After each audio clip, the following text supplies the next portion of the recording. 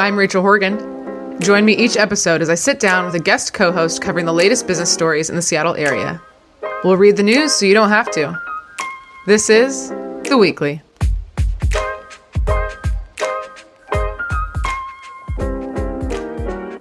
Hi, everybody. I'm going to start today's episode off with some negativity just because I feel like that's what we need more of in this world. We're not getting enough of it. I have a pet peeve. Here's the thing. With customer service with events, the whole thing is I want to make the guest problem my problem. And, you know, for example, I had somebody lost her phone, so I logged into Find My phone and tried to help her find it. I had a speaker that, you know, his flight was delayed and so he didn't have time for breakfast. I'm going to rush and find him something to eat. Here's where I draw the line on that. If you come to me at your event and you say, hey, is there a quiet place I can take my video call that I scheduled during your event? No, sorry, I can't help you because it drives me crazy. And I feel like, I don't know, maybe if people don't understand like the stress of this, but like as I'm planning this event, you know, I didn't rent a quiet phone booth for you. So Linda, do you do this? I should have checked if you do this. You're like, do you do this all the time? No. Okay, no. Good.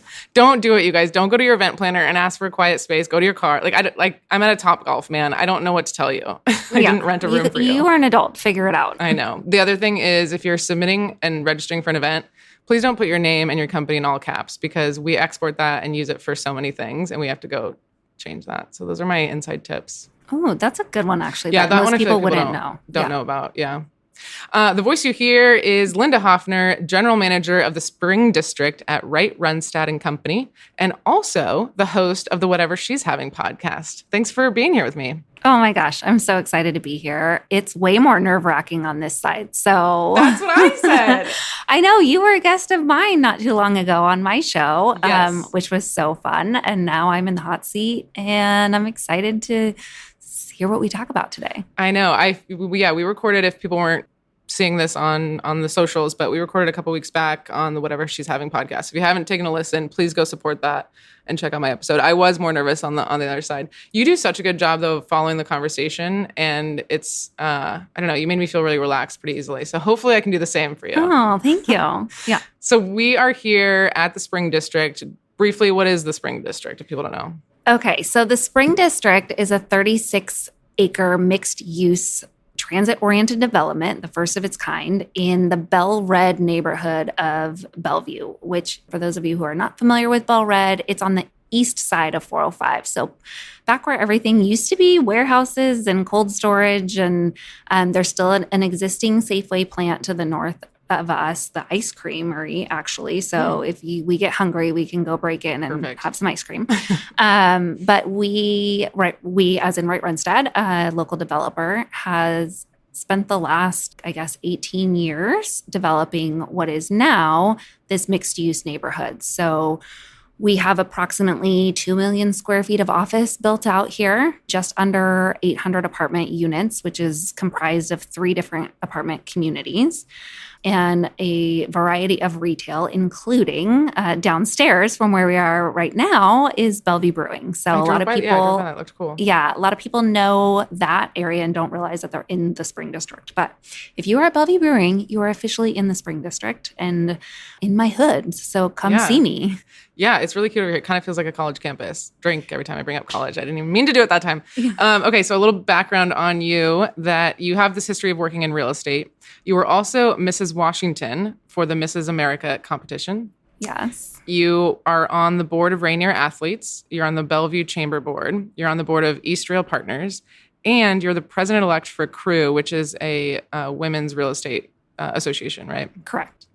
That's a lot. And on top of that, you're a 425 business magazine, Women to Watch, and a 40 under 40 for PSBJ, which I think is when we first met, and as well 40 under 40 for the 425 magazine. So I feel like you do such a good job of not only your position here at Wright Runstad, but you're so heavily involved in the community, and that's why I think you get a lot of these awards and recognition. Do you feel the same, that you would kind of use this, your role, to kind of get involved in other areas? Yeah, I actually was just having this conversation with somebody this morning at coffee. I have always wanted to be in the community space and making an impact and making a difference. I previously didn't equate that to what I was doing in commercial real estate. And prior to coming to the Spring District, I was kind of your typical property manager, managing 1 or 2 vertical assets and really focused on the community within that building, but not so much on how our footprint impacted the greater community. When I came to the Spring District, which is now, 5 years ago, this role was really like Wright Runstad kind of said, make this place come to life. We were brand new. Meta is our major tenant here, and they were just moving in, but it was still pandemic at that point, so there wasn't a lot of people here. So we really reached outward and wanted to bring the community to us. So that's kind of how I got going of getting really involved in the community. I also was serving as Mrs. Washington at that same time when I got here. And so I was already doing a lot for the community and partnering with local nonprofits. So I had those connections. And then I just started building that community space here. One of the things I didn't mention earlier is within the footprint of the Spring District is a lot of open public spaces, parks. We have a huge lawn. We have a fountain splash pad for kids. We have these beautiful swings. And that's all public spaces, but it's within a private property area. So it's set up, the way that the Spring District is set up is that it's a condo association. And so my team also manages the association on top of doing the property management for all of the office space here. Oh, okay.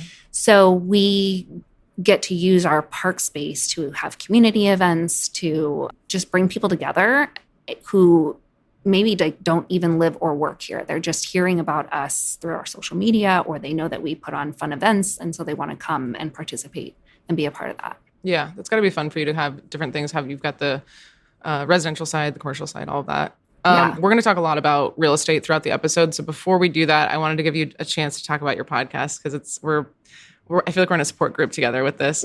But Totally. Tell us kind of how it came to be and how long it's been going on. Yeah, awesome. So my best friend, Claire Sumidawiria, she and I met through our work with the Bellevue Downtown Association. She is a small business owner in Bellevue. She owns Belden Cafe. And as we got to know each other, and we both kind of kept running into each other in the same social circles, and we went through actually this 18-month adaptive leadership course together, and really got to spend a lot of time understanding each other, what our passions are, and that we were both really focused on empowering friendships, which can be hard at an older age, and finding those people who really are supportive and uplifting of all of your dreams and goals. And just when we were doing that for each other, we saw the power that comes with that. And one day we were actually at Bellevue Brewing at happy hour, and I'd always wanted to start a podcast. Of course, it's like the niche thing that everybody's doing now. But I like half joking. They say that like your truth comes out in joke form, right? When you tell a joke, it's usually there's some truth behind it. But I was like, I really want to start a podcast, and she goes, "Okay, let's do it." And you're like, I was kidding. That was a joke. Yeah, I was like, okay, I actually don't know what that means, and had to figure out, what kind of equipment to buy. And I'm not a tech person at all. Teach myself how to do all the editing and all of that. And so we came up with the name Whatever She's Having, because it really was like when you meet those women in your life and you're like, whatever she's got going on, I want that. That's goals for me. And so kind of took off from there. How long has it been going on? 2 years. 2 years. Okay. 2 years. Any advice because I don't know about you, but I have a lot of people that come to me and say that they want to start a podcast. What advice would you give some of those people? Find somebody, a sugar daddy for your podcast, because I'm still looking for that person. If anybody wants to be my podcast, sugar daddy, mama, whatever, I will take it, because it's expensive. It is expensive. And you're not getting paid for your time, right? And so you're doing this and trying to share inspiring stories and invigorate people and create a following. Like, there's a lot of work involved. And then I think really like the phase that we're at now is really trying to define what our mission is with this. Yeah. And we kind of talked about it on your episode with me, but just like defining success for a podcast is really challenging. But in order to go out for sponsors and look for sponsorships, you really have to have some of that narrowed down, and creating a vision and statement and where do we want to go with this. And what started is just Claire and I talking in a podcast became us interviewing other people and bringing on guests. So we really need to kind of go back, I think, and define what that mission is so that we can carry it forward and have more longevity in the success of the show. But it's still like a passion project for me. It's a side gig. As you know, it takes a lot of time. Yeah, same. And I totally relate to that. I think a lot of people are like, just get a sponsor. And I thought that too, because I used to get sponsors all the time at PSBJ. But I think the metrics are a lot harder to convince a sponsor if you don't have the listeners. Because we talked about this a little bit, but like there's no standard number of once you have X amount of listeners, then you get X amount of dollars. It's a little more vague than that. And there's also this catch-22 of if I had more money, I could do professional video footage.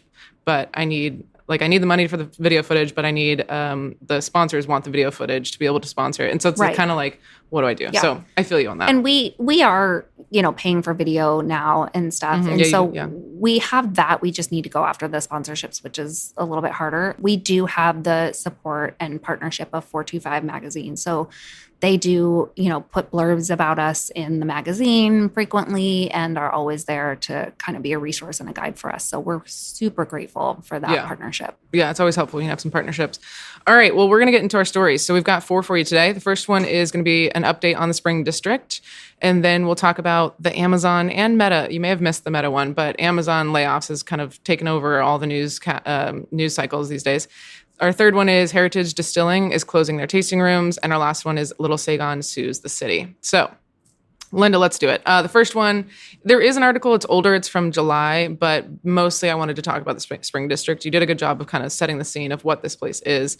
At the time that the article came out in July, the Rainier Square Tire was nearly fully leased. PCC had reopened at the base. And they were still kind of working on getting tenants in the Spring District. So, what has changed since this article? What new tenants are coming in? What can you share with us? Yeah, so the Rainier Square is a totally different building in Seattle, managed by another incredible team out there. And for us in the Spring District, we still have about 6 development sites left that are undeveloped.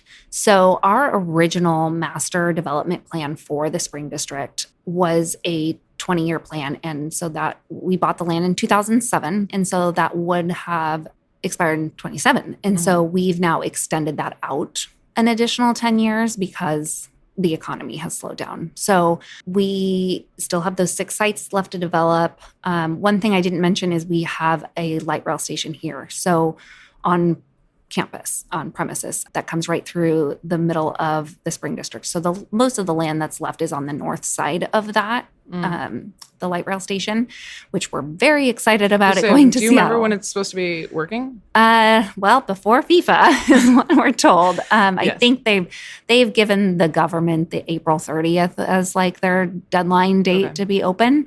So that's kind of what everybody's targeting against. But we will likely look at more residential. That seems to be what's penciling now more than, office space.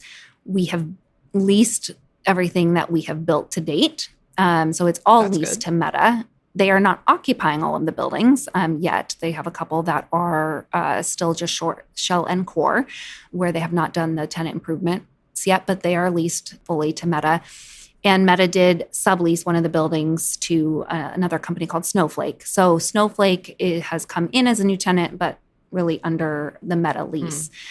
In terms of leasing here, really what we're focused on is the retail now because we do have several vacant retail spaces. That being said, we've successfully signed a flower shop that's coming in next year, mid next year. And then Meta actually bought the former REI building that we built for REI. Okay. I don't know if you remember that back right when the pandemic hit, we were REI was completing the interior build out of the space and decided to totally change and go to this hub and spoke model and sold the building to Meta. So they do own one building in the Spring District. The rest are owned by institutional owners. And in that building that they own, they are putting in a bubble tea shop and a sushi concept. So when you talk about retail, who's the decision maker in terms of which retail shops come in? Is it one of those things where people submit applications and you guys look at it and say, okay, we want a flower shop? Are you saying we want a flower shop because that'll change the culture of this area? What's that process like? So that has evolved over time. And I say that because we were very intentional about a brewery being in the center of the Spring District. That was always the vision. Our executives and leaderships traveled all around to see like what was at the heart of a district. And the answer to that is beer. So knowing that a brewery cultivates people and connection, we have the largest beer garden in Bellevue. It's a huge outdoor beer garden. And so that overlooks the park. It's very active in the summer. And that was a very intentional movement there. Because we are part of or have an HOA, in essence, there are retail restrictions. So you're not going to see a Starbucks, a Chipotle, a national chain in the Spring District. That's actually one of the things that is written. And every time a parcel of land sells, those retail restrictions go with the land. So things like a veterinary clinic, a dental office, things where you need a lot of parking because we are a transit-oriented development. We are underparked by design so that people take the light rail. They're taking alternate transportation here. So things where you need a lot of office space or a lot of parking for offices that are not connected to the actual office buildings just don't work here. Yeah. So if we have retail brokers, obviously, and so they're reaching out and finding tenants and coming to us or whomever owns the building. Each of the apartments also have their own retail that they're actively leasing as well. So there's a Bright Horizons daycare, for example, that was built with the Spark apartments when they opened. And that really services a lot of the families who live in the Spring District, right? So we look at what makes sense for the neighborhood and community and can help serve the needs of what the people who live, work, and play here need. But it'd be up to Wright Runstad to make that decision alongside the HOAs, sort of? Yes and no. If there's something that's like on the cusp of like, would this be acceptable? We as in Wright Runstad, the developer, have the opportunity to look it over and say, yeah, this does not fit the retail use guidelines. Or we can say, well, you're making a strong case for that. We'll accept that. Yeah. But if it's a bubble tea shop or one of those, like that's Meta putting in their own tenant, they know that it's not against the HOA restrictions and they're going to move forward with that. Very cool. Well, you've been in this industry for a while, like we said, and you kind of mentioned Seattle, the other property in Seattle. What trends have you seen change in this industry and maybe kind of how that compares between Seattle and Bellevue? Maybe in terms of like office vacancies, any stats you have? Yeah. So obviously there has been an exodus from Seattle to Bellevue, which those of us who are in Bellevue are happy about. We have a very business-friendly council, and that has changed a lot of our topography even. I mean, you're seeing bigger buildings go up in Bellevue. The presence of Amazon in Bellevue was huge, and high tech in general has come to Bellevue. I think there's a lot that has to do with what it's like to work in Bellevue, work with the city staff and council, but also quality of life. And a lot of families come across the water when they start having, bigger families or get to a certain point in their career. They're looking for homes on the east side. And so businesses are really putting an emphasis. And what used to be, we're going to have our mainstay in Seattle and like an offshoot in Bellevue. We've seen that trend change over the last several years where Bellevue is maybe not the first option. And it often comes down to which side of the water does the CEO live on? So that's interesting. Yeah. And it really so does. True. And we hear that all the time. And it's like, well, so-and-so lives in Bellevue, so they don't want to commute, right? Because now the commuting has become such a pain in the butt. Yeah. Hopefully this light rail fixes some of that and makes that a little bit easier. But we've also haven't seen the same vacancy that Seattle has. I mean, it's high for what is standard or what we'd like. But closing out in Q3 of this year, for example, the east side as a whole, which really encompasses Kirkland, Bothell, Bellevue, is at 21.8%. Vacancy. Okay. Vacancy. The CBD, Central Business District for Bellevue, that ended the quarter at 22.8% vacancy. So when you compare that to Seattle CBD, that's 35% in Seattle. Okay. So I was waiting for you to say it because I was like, I don't know if 20 is good or bad. 20 is high, but 35 is higher. Worse. So, however, I say all that and would want to follow that up with what's good for Seattle is good for Bellevue. And we don't want Seattle to fail, because that is what's bad for Seattle is also bad for Bellevue. Yeah. So we work very closely with Seattle. Obviously, Wright Runstad and Company has assets and buildings in Seattle. And so we're constantly looking at, how do we make Seattle a place that people want to come to again? And then Bellevue, sitting on the board for the chamber and being involved in the downtown association, we are trying to do everything we can to make this region attractive, because that is what's going to bring more businesses here, not the exodus out of Washington. So we don't want that. Yeah, because some people aren't just leaving Seattle, or they're leaving Washington. There's a lot that are just leaving Washington altogether. And, the rising cost of living here is insane. I have a son who's graduating college in May, and I don't know that he could live here. That's the harsh reality of what folks coming out of college are facing. And I also don't want to move to Podunk, Iowa. So it's like Idaho, right? Yeah. Like, okay, you're going to go move wherever. And now I don't get to, be close to my son. That's a challenge. Yeah, absolutely. I've got one more on this, and then we're going to cover some of our other articles. But I wanted to talk about the fact that you are the president-elect of CREW, which is a very well-known women's real estate association, as I mentioned. And I remember from my time working in the newspaper, we would do commercial real estate leadership awards, and the submissions it was just predominantly white male. I mean, there's no secret that industry in particular is very white male, and we had to really go out and search for women to be our speakers and honorees and all that kind of stuff. Obviously, that's across a lot of industries, but why do you think CRE has been so much slower to shift than some of the other industries? I think that really it comes down to there's CRE is very relationship based.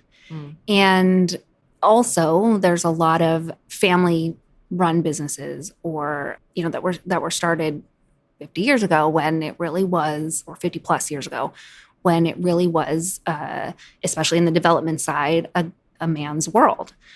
We had a director of development, Cindy Edens, who actually worked on the Spring District a good chunk of her time with Wright Runstad.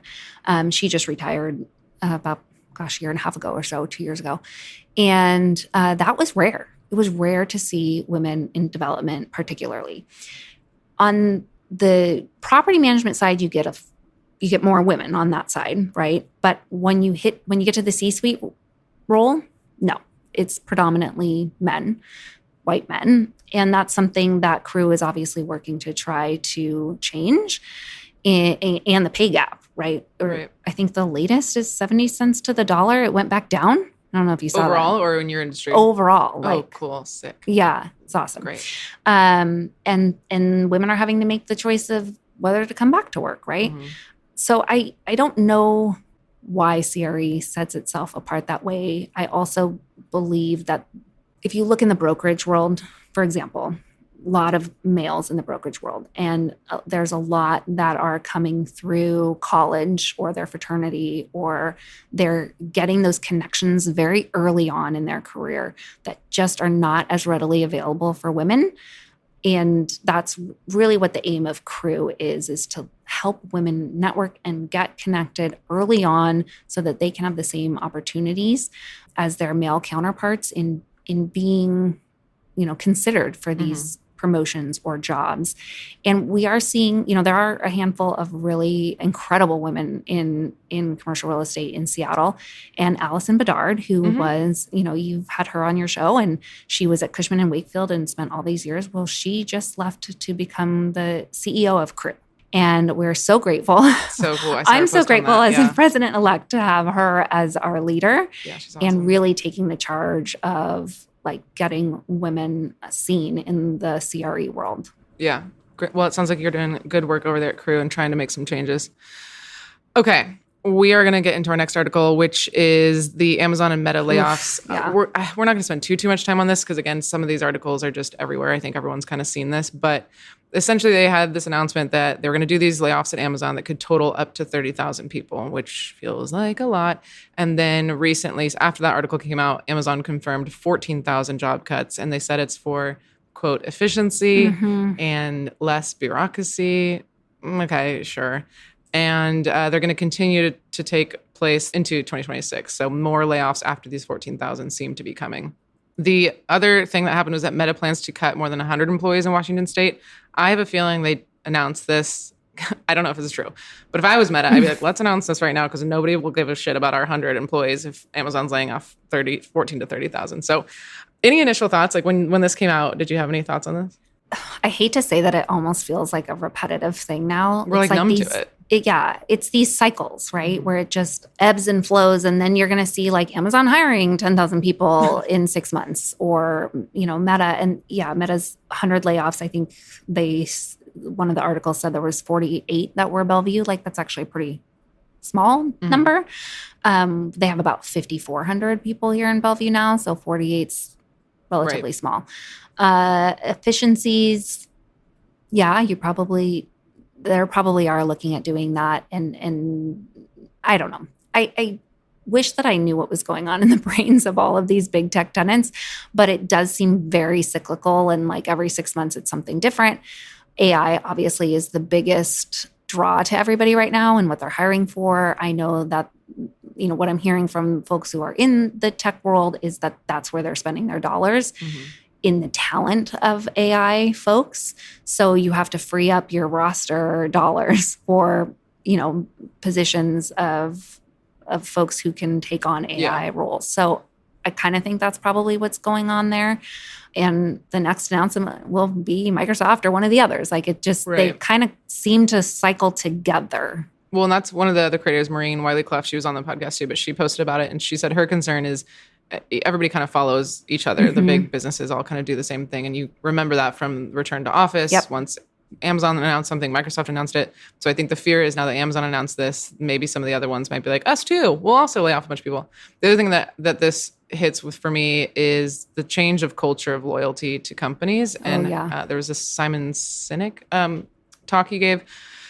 To summarize it, basically, us as employees, we don't have this loyalty or confidence in staying with the job. And this fear of being laid off, I think, is going to change how people approach work.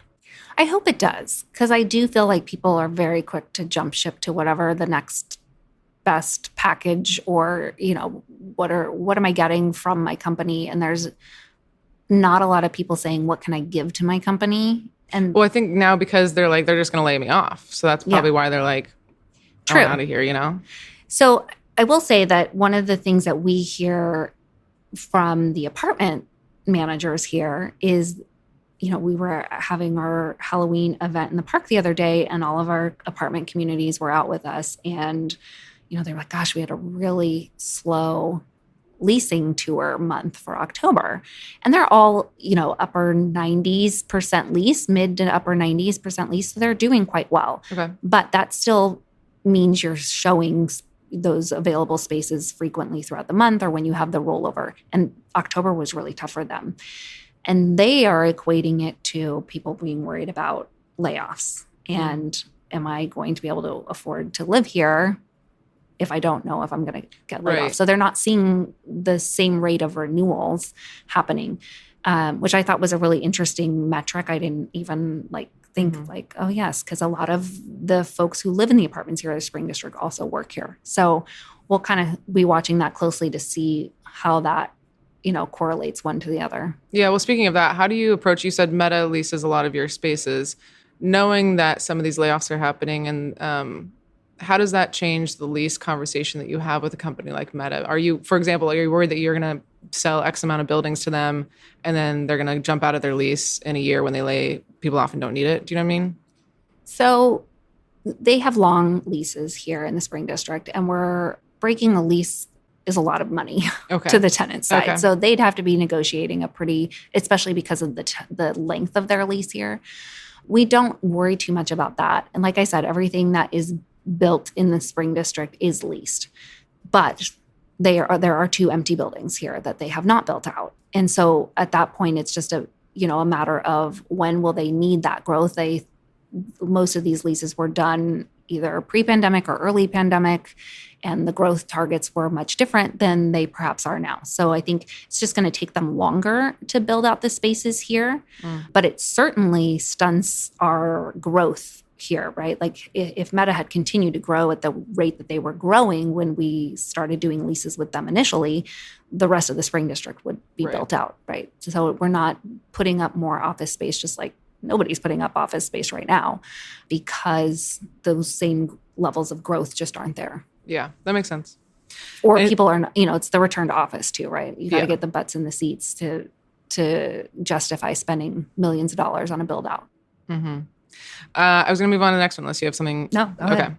The next one is Heritage Distilling, closing some tasting rooms. So Heritage will close all the tasting rooms by the end of the year. This means that they will lose out on about $3 million of revenue from closing that, but they're going to save about $5 million in expenses. So overall, they are going to be in a better spot after closing all of these. This company makes whiskey, vodka, gins, and rums. I think we're seeing more of this with restaurants closing and rising labor costs, rising operational costs. It just didn't make sense for them to do these tasting rooms anymore. We'd already kind of talked about, one of the questions in here was going to be about how you choose your retail guests, and I think we already kind of covered that. So I wanted to ask, was there any kind of lessons learned dealing with some of these retail restaurants, tenants that you've had? Any surprising things? Well, I think the hardest part is just knowing the cost of operations has just risen so much. And even before that, the cost of building out a space is so high right now. The construction cost is astronomical. So one of the reasons that we have all this vacant retail here is number one, the cost of construction is very high, and the types of retail that we're looking at, when I said we're not taking national chains, we want more mom and pop shops. Well, they don't have the capital to build out a space, right? So they're looking to the landlord to build the space for them and basically hand them a turnkey deal. Well, that means that the landlord needs to also have that money. And with all of the new energy code updates and just the cost of tariffs and labor and everything, it just doesn't pencil. So you're seeing this stalemate of new retail not coming in, and then those who are in business can't afford to stay in business, and so they're closing.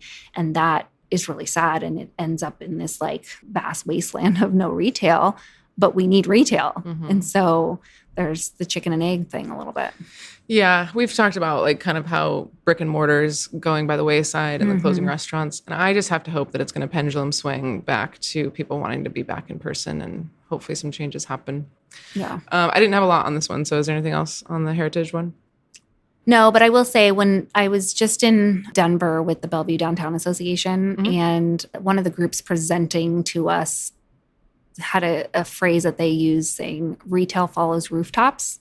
Retail follows rooftops. Yeah. And so basically saying that you got to go where people live. So I'm curious to see how that's going to change if we're building more residential, which we're already behind in that, especially on the Bellevue side. We have big numbers we need to hit for our residential growth here. And so I'm just going to go with it. We're going to build some rooftops and we're going to get some retail. If you build it, retail will come. Yeah. I think that's how that saying goes. Yeah, perfect. Yeah. All right. Our last one, Linda, is Little Saigon sues the city. So Dennis Chin is suing Seattle for $30 million over homelessness policies. He's essentially saying he invested in this area in Seattle, and the city, with their homeless shelter and not enforcing some of these rules, basically made all this properties devalued, and they're, not worth as much anymore. I don't know if this will go through. People can sue anybody for anything. I'm not sure, but I thought it was kind of an interesting article to talk about the relationship between a developer like Wright Runstad and either the city of Seattle or the city of Bellevue. So you talked a little bit about how this Bellevue is a little bit more business friendly, things like that. But what's something that people may not know about the inner workings between the city and Wright Runstad? Do you have any examples of that? Well, I don't know if I'd say Wright Runstad in specific, but more broadly, there's so many conversations that happen with the city. And again, it goes back to relationships and being at the table together to, ensure that we're meeting the goals of the city's growth plans and economic development plans, and our own, if we're talking about the Spring District, what our own, and what does that look like? And we built in an area that was warehouses. And so the city, of course, was very excited about us transforming that into a mixed use urban neighborhood. So they were very eager to have conversations with us about what this could look like and what this had developed in. And they've been by our side since 2007. Well, we really started putting the first building in the ground, which was one of the residential apartments, Spark Apartments, in 2013. So it did sit because we had an economic downturn, right? 2008, 2009, 2010. So we kept it open as cold storage for several years before actually developing. But that partnership with the city was so huge. And then we had the added component of Sound Transit and working with them on what does this light rail stop through here look like and feel like. And because of those relationships and conversations, got the station to be below grade versus above grade and things like that. So there is a lot of conversations that happen, and understanding, what kind of public spaces we're going to be putting here so that it's public access and inviting, and block sizes and street grids, and all of that are conversations that happen with the city. And so if there's a strained relationship there, you can imagine that you're not going to be meeting each other's goals. So it's really important to get ahead of that, make those relationships, and really kind of show the city what you're giving back by doing X project. So there's a new development director. She's been here a couple of years, Rebecca Horner, at the city of Bellevue, and she actually started a new kind of meeting forum for the development committee. And so she is bringing in developers and contractors and folks who are doing work in the city of Bellevue. And they sit as like a committee, a development committee, and talk about the issues that they're having or what processes could help in a development program that could make permitting, for example, go faster. That's always everybody's pet peeve, is how long it takes to do permitting in the city. And Bellevue has notoriously been a more challenging city to... I was just going to ask, what's a struggle that you have with the city? Permitting. I mean, it's not the same thing, but like to get a permit to do a block party or to have a beer in or to close down a street for a 5K, that's what I have to do to go through the city, and it takes a while. So I can't imagine wanting to build a building. Yeah, and it's very challenging. So through those conversations, the city, and through kind of innovation things that are happening at the city level, they're working very closely to make that permitting process easier, using some AI technology that will help with initial permit review and things like that. So I do feel like the ears are open in Bellevue to hearing what the feedback is from the development community, because again, the city wants these developers to build, right? And the only way to make that happen is if there's that mutual understanding and agreement of like, how do we make this work better? Right. So that is one thing that I feel like has helped in the last, couple years of bringing everybody to the table. Yeah. I also like Mayor Lynn Robinson. Yes. She's I don't know. great. I've had good interactions with her. But. Yeah, she's great. She's been a mayor for a while, a couple terms now, and she's up for election. And so Tuesday right, is voting day. Elections are coming up. Everybody read. I don't have opinion. I mean, I will have opinions, but I don't want to put them on the podcast just yet. So, but if you live in Bellevue, vote for Claire Sumidawiria, my best friend and podcast co-host, who is on Bellevue City Council and is retaining or hoping to retain her seat. That's so cool. She's doing that. Yeah. All right, Linda, we're going to close out the episode with a question, which is, what do you do to get motivated to do your job when you don't feel like it's? I can't even ask you this question because I know that you did 75 hard. So I'm like, I don't think Linda has any trouble with motivating herself and like getting shit done. But in the times where you don't feel like doing it, what do you do? Go for a walk. Okay. Go for a run. I have to start my day with some kind of movement because otherwise I would feel like doing nothing and finding a rock to bury myself under. So I have kind of calloused my mind and body to like start that way.